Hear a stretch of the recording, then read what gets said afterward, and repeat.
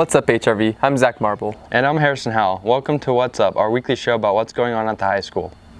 One of the goals of What's Up is to show what life is like for fellow students. Adrian Cardenas made a video for his EA project about the lives of LGBTQ students at our school and their experiences.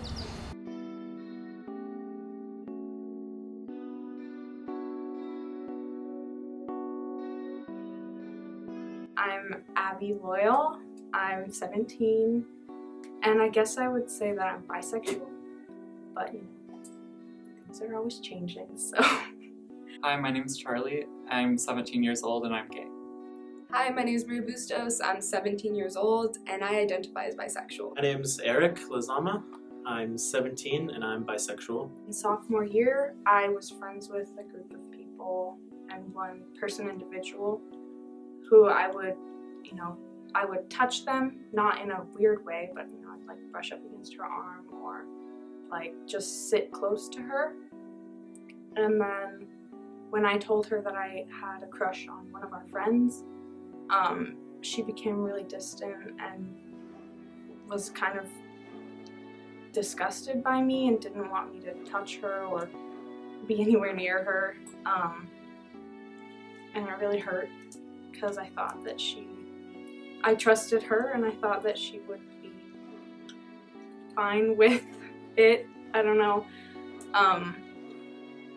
And she used it against me and would tell friends that I didn't want to tell. So that was kind of a bad experience, and because of that I've not told anyone really since then, except for a couple people that I knew would be okay with it. My main issue is I'm not comfortable telling people, even though I know they'll be okay with it, just because I don't know if I can trust them, because I trusted this friend and she betrayed me, so I just don't tell people. I don't tell my parents or my friends really because I'm nervous and I just don't want the way they think about me to change, especially after telling friends who I thought would respect me, and then for them to not. The way people talk about it or react when you tell them, I know that it's okay to be not straight or whatever, but the way people talk about it really can make you feel like it's wrong, even if you know it's right. You make you feel ashamed or kind of disgusted with yourself. So, and I just don't want anyone to make a big deal about it or change the way they think about me. I didn't really come to terms with my sexuality until the end of around junior year. I was having conflicts about myself, but then at the beginning of senior year, I started to feel really confident in my own skin, and I was like, I think I'm ready to come out, because I just hate to not be me, I told my mom in person, obviously, and she was very supportive, and I made an Instagram post, and I knew that would probably be the best way for me because I wouldn't have to actually interact face-to-face with anyone for at least 2 weeks because I was on vacation. So that's how I came out. I've never really been bullied, which I feel really fortunate about, but I know some others have, which is sad. But my support system's really good. I'm pretty confident in myself. I feel more comfortable in my own skin, and it just makes me feel more comfortable around everyone else. It feels like I'm not hiding some part of myself that is missing. I first started coming to terms with my sexuality when I was 15 to 16. Me and my sister were talking about our ideal weddings. Hers would take place in South Carolina on one of its beaches. And then when I started to talk about mine, I realized that growing up I had always pictured mine with a girl, yet I was dating an amazing guy at the time. So I obviously was attracted to males, but I had this emotional connection to women. I think it was easier for me to say it out loud and admit it to myself that I am bisexual, rather than it would be for someone to admit to themselves that they are gay. But being bisexual has stigmas that come with it. That being, I'm gay, but I don't want to admit it to myself. or that being that I'm straight, but I say that I'm bisexual in order to be cool or different, which that is not the case. I think it is entitled for people to come into your life and say, you know, I don't believe what you identify as because it's not comfortable in my mind. And all that aside, my friends and family have been really accepting. My sister was a great support system for me, and I think it's really important for people to just have a person to go to when it comes to these things. The way that I came to terms with like me being bisexual was like definitely a big process. It was like I really didn't think about it until maybe sophomore year, so like last year. And I kind of always had a feeling, but I knew that coming to terms with it was like the hardest. And I always kind of denied it because I knew that my family would hate it. They would not be supportive at all.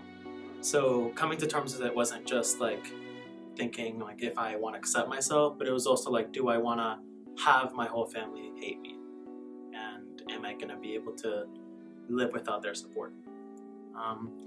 Some of my best support would be my friends. You know, I have a lot of friends that are like pretty supportive of it. My family is very much the opposite. They really don't support it. In fact, my mother used to tell me, and it's more like an insult, but it's kind of funny. I think it's kind of funny. My mother used to say that being bisexual is como una tortilla. You heat up from both sides. And that's what my mother used to tell me, but as a joke. My parents would very much be against it. So that's one of the reasons why I haven't come out to my parents. And another reason is just that I know a lot of the time, Mexican families especially can be very conservative or like closed-minded. And so coming out is like a really big deal in the Mexican community. It's kind of like the loss of like machismo.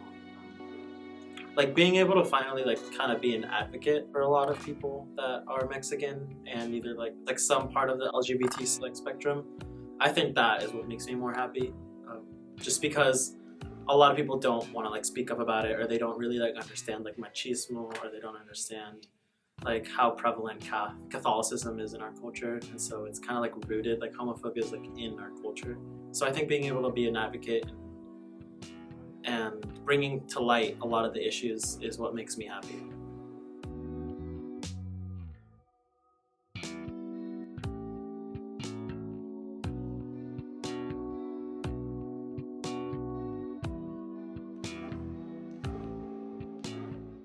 Science teacher Kevin Haspella will not be teaching next year. He and his family will spend the year in Costa Rica.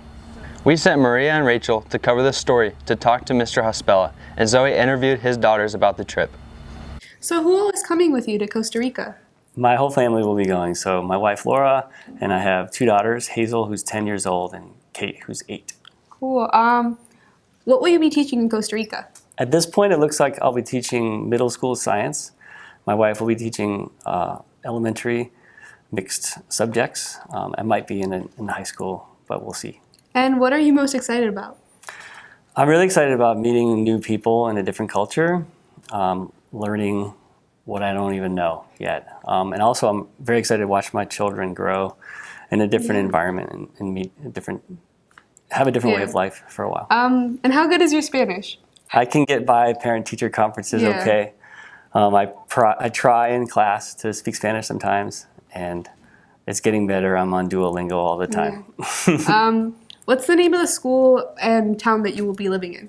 So the school is La Paz Community School.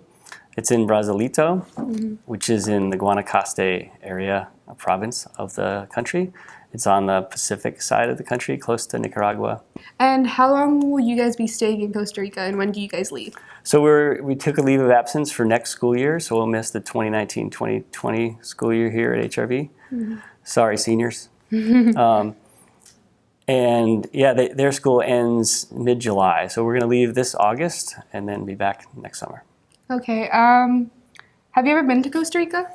I haven't. My wife has been there a couple of times, but never to that part of the country, so this is a new adventure for us. And why did you guys end up deciding to take this new job? Well, that's a good question. We wanted to grow and try new things. We really wanted to have a significant life experience for our kids. We both went abroad in college, my wife and I did, and it was really powerful for us. And I went to East Africa first semester in college, and it's one of the best decisions I've ever made. And we wanted to have our children grow up and see a different culture for a while and learn Spanish so we could be better community members and teachers here in Hood River. So yeah, this is about trying new things and stretching ourselves, and we're pretty pumped. Yeah, that's awesome. Thank you so much for your time. Thank you. We're gonna live near a jungle where there are lots of fruits, like mangoes, and animals, like monkeys, and parrots, and sloths. We're also gonna live by the Pacific Ocean, but down, down, down. And there are gonna be animals like fish and other things. At school, we're gonna have half of our classes in English and the other half in Spanish. That's our show for the week. Thanks for watching.